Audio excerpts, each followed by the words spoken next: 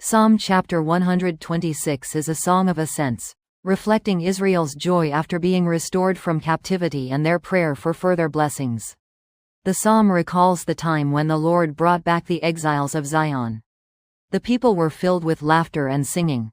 Even other nations recognized, the Lord has done great things for them. They rejoiced because God's mighty hand had turned their sorrow into gladness.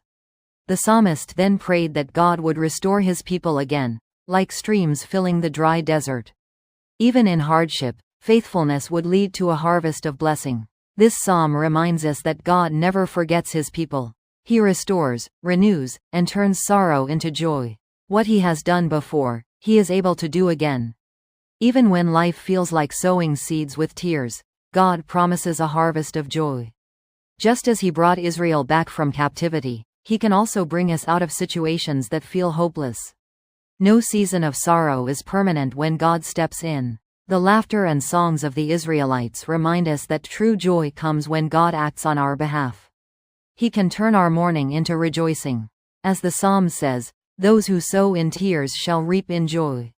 Life's struggles and sacrifices are never wasted. God uses them to bring blessing in his time.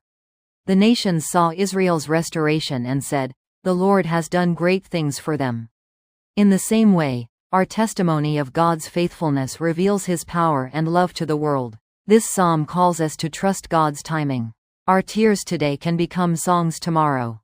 Even when life is hard, we are called to continue in prayer, obedience, and hope, because our harvest is on the way.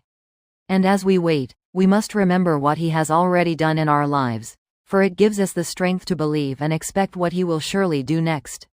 Amen.